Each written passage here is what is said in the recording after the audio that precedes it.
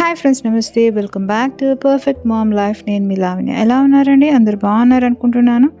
నేను కూడా బాగున్నానండి. ఇంకా మన హైదరాబాద్లో అంటూ ఆల్ ఓవర్ స్టేట్లో అంటూ బాగా వర్షాలు అంటూ పడుతున్నాయి కదండి. పిల్లలు మీరు జాగ్రత్త అండి.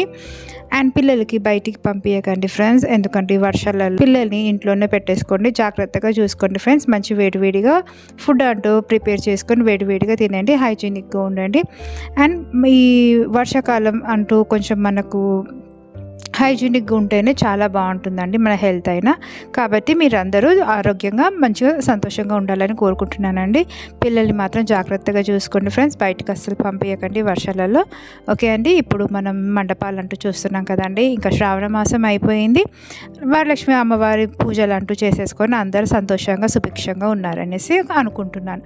ఓకే అండి. ఇలా మనం మండపాలు అంటూ సెట్ చేసేసుకొని ఇంట్లో అయినా మన అపార్ట్మెంట్లో అయినా ఇట్లా చిన్నగా నైస్గా మంచి మండపాలు అంటూ చేసేసుకొని వినాయకుడిని ప్రతిష్ఠ చేసుకుంటే మనం నవరాత్రులు అంటూ చేసుకుంటే చాలా బాగుంటుంది.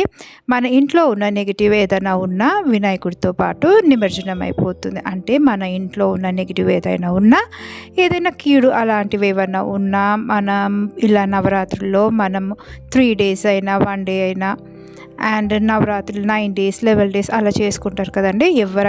ఎన్ని డేస్ పెట్టుకున్నా మనమంటూ ఇంట్లో వినాయకుడిని ప్రతిష్ఠ చేసుకుంటే మన ఇంట్లో ఉన్న నెగిటివ్ ఎనర్జీ అంటూ వినాయకుడు తీసేసుకొని వెళ్ళిపోతారు. అంటే మనం చాలా ఆరోగ్యంగా సంతోషంగా సంవత్సరం అంతా సంతోషంగా సుభిక్షంగా ఉంటాం. ఇది నాకు తెలిసిందండి. ఇది మా పెద్దవారు నాకు చెప్పారండి. అంటే మేము చిన్నగా ఉన్నప్పుడు మా అమ్మమ్మ వాళ్ళు నాన్నమ్మ వాళ్ళు ఇలా వినాయకుడిని అంటూ మనం ఇంట్లో ప్రతిష్ఠ చేసుకుంటే మనకు చాలా బాగుంటుంది.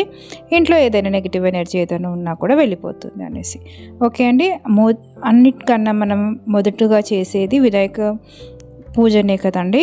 మనము వినాయకుని పూజ చేసిన తర్వాతనే మనం వేరే పూజలు అంటూ చేసేసుకుంటాం.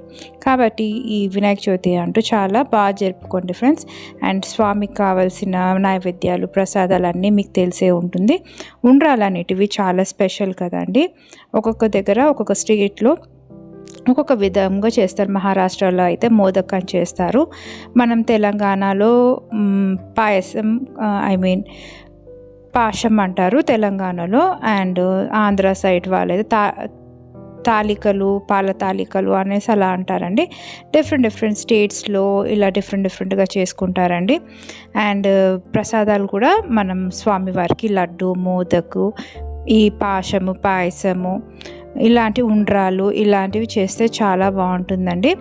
అండ్ మీకు ఇంకా స్వామివారిని అష్టోత్తరాలతో పూజ చేసుకొని మనము మండపంలో ప్రసాదాలు అంటూ కూడా డిస్ట్రిబ్యూట్ చేస్తారు కదండి. అలా అన్నదానాలు అంటూ కూడా చేస్తారు.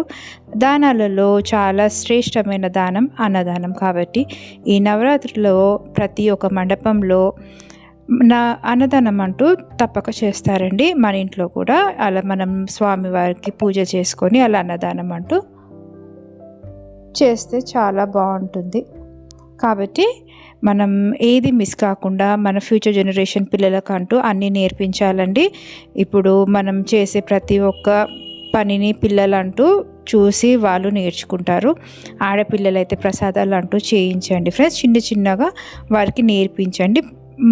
మగ పిల్లలకైతే బయట నుంచి మనం తెచ్చుకునే సామాన్లు లిస్ట్ అట్లా వాళ్ళ డాడీతో పాటు వాళ్ళని కూడా పంపించండి ఫ్రెండ్స్. వాళ్ళు కూడా మంచిగా షాపింగ్ అంటూ చేసుకొని మనకు చాలా అందుబాటులో ఉంటారు. కాబట్టి పిల్లలకు మన ట్రెడిషనల్ అంటూ నేర్పియండి.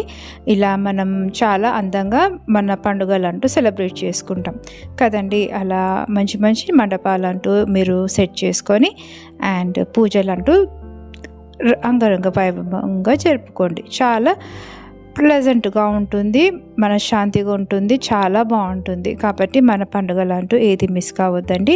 ఇంకా మన హైదరాబాద్లో స్పెషల్ వినాయకుడు ఎక్కడ అంటే ఖైరతాబాద్. అందరికీ తెలిసే కదండి. ఖైరతాబాద్ వినాయకుడు అనేది చాలా స్పెషల్గా ఉంటుంది.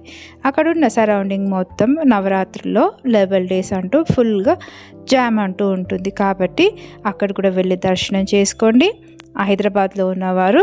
అండ్ మంచి మంచి ప్రసాదాలు అంటూ మీరు ఇంట్లో చేసుకోండి ఫ్రెండ్స్. నేను కూడా స్మార్ట్ షెఫ్ తెలుగు లావణ్య ఛానల్లో తప్పక నేను అప్లోడ్ చేస్తానండి. నేను చెప్పాను కదండి, కొంచెం ఇంటీరియర్స్ వర్క్ అంటూ అలా ప్లాన్ చేస్తున్నాము కాబట్టి కొద్దిగా వీడియోస్ అంటూ డిలే అవుతున్నాయి. కాబట్టి కొంచెం లేట్గా అయినా పోస్ట్ చేస్తానండి. చూస్తున్నారు కదా, ఇలా మంచి మంచి మండపాలు అంటూ చేసేసుకొని వినాయక చవితి అంటూ మంచిగా సెలబ్రేట్ చేసుకోండి ఫ్రెండ్స్. ఈ వీడియో కనుక నచ్చితే మీకు తప్పక సబ్స్క్రైబ్ చేసుకోండి ఫ్రెండ్స్. కొత్తగా నా ఛానల్ చూసేవారు తప్పక సబ్స్క్రైబ్ చేసుకోండి. పక్కకి ఉన్న బెల్ ఐకాన్ని ప్రెస్ చేస్తే నేను పెట్టే కొత్త వీడియో నోటిఫికేషన్స్ అంటూ మీకు వచ్చేస్తాయి. ఆల్ అని ప్రెస్ చేయండి ఫ్రెండ్స్. మరో మంచి వీడియోతో మళ్ళీ కలుద్దామండి. అంతవరకు టేక్ కేర్, బాయ్, నమస్తే.